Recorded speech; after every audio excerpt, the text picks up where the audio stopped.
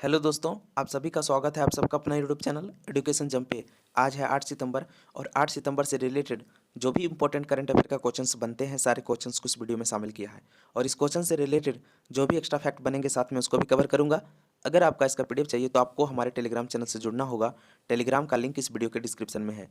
अगर आप हमारे चैनल पर पहली बार आए हैं तो चैनल को सब्सक्राइब कर लीजिएगा और बेल आइकन को प्रेस कर दीजिएगा। वीडियो के अंत तक बने रहिएगा क्योंकि हमने सारे वैसे क्वेश्चंस को सिलेक्ट किए हैं जो आपके एग्जाम के लिए इंपॉर्टेंट है। तो चलिए दोस्तों, शुरुआत करते हैं आज का करंट अफेयर। आज का पहला क्वेश्चन है कि रानी रामपाल और स्मृति मंधाना को किस बैंक ने अपना ब्रांड एम्बेसडर बनाया है। तो ये बनाया है इक्विटॉस बैंक ने। इक्विटॉस स्मॉल फाइनेंस बैंक ने भारतीय महिला हॉकी खिलाड़ी रानी रामपाल और क्रिकेटर स्मृति मंधाना को अपनी ब्रांड एम्बेसडर बनाया है। यह घोषणा 5 सितंबर 2021 को इक्विटॉस स्मॉल फाइनेंस बैंक की 5वीं वर्षगांठ के दौरान की गई थी। तो आप इसको याद रखिएगा। आज का दूसरा क्वेश्चन है कि international day of clean air for blue skies कब मनाया जाता है। तो ये मनाया जाता है 7 सितंबर को। हर साल 7 सितंबर को विश्व स्तर पर वायु गुणवत्ता में सुधार के लिए कार्यों को बढ़ावा देने और कार्रवाई को तेज करने के लिए international day of clean air for blue skies मनाया जाता है। International day of clean air skies का जो थीम रहा है इस बार वो रहा है हेल्दी एयर हेल्दी प्लानट, यानी स्वस्थ वायु स्वस्थ ग्रह। तो आप इसको याद रखिएगा। आज का तीसरा क्वेश्चन है कि जीन पियरे एडम्स का निधन हो गया, वह कौन थे। तो वे एक फुटबॉलर थे। हाल ही में 39 साल से कोमा में चल रहे फ्रांस के पूर्व फुटबॉलर जीन पियरे एडम्स का निधन हो गया। 1982 में एडम्स अपनी नियमित घुटने की सर्जरी के दौरान एक चिकित्सकीय गलती के कारण कोमा में चले गए थे। उन्होंने 1972 से लेकर के 1976 तक फ्रांस की राष्ट्रीय फुटबॉल टीम के लिए कुल 22 मैच खेले थे। तो आप इसको याद रखिएगा। आज का फोर्थ क्वेश्चन है कि खाद्य प्रसंस्करण कब से कब तक मनाया जाएगा। तो ये मनाया जाएगा 6 से लेकर के 12 सितंबर 2021 तक।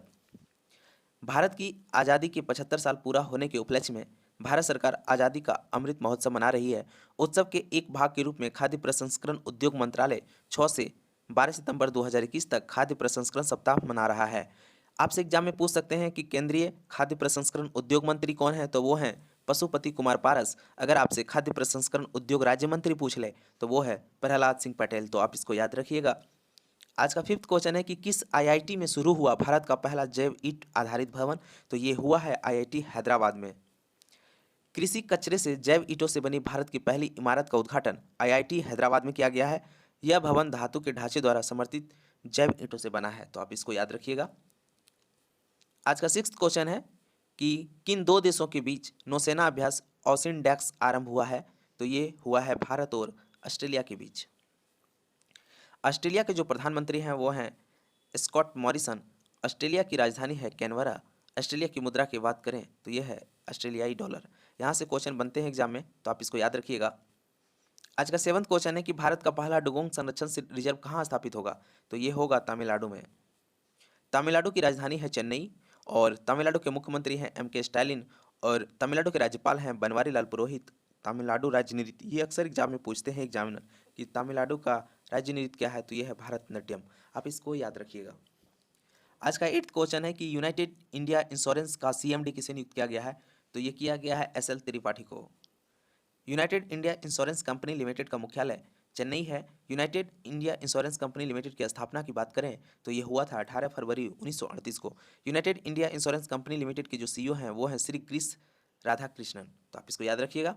आज का नाइन्थ क्वेश्चन है कि किस देश के तेज पूर्व गेंदबाज पुडुचेरी क्रिकेट टीम का गेंदबाजी कोच नियुक्त किया गया है। तो वो किया गया है ऑस्ट्रेलिया के। ऑस्ट्रेलिया के पूर्व तेज गेंदबाज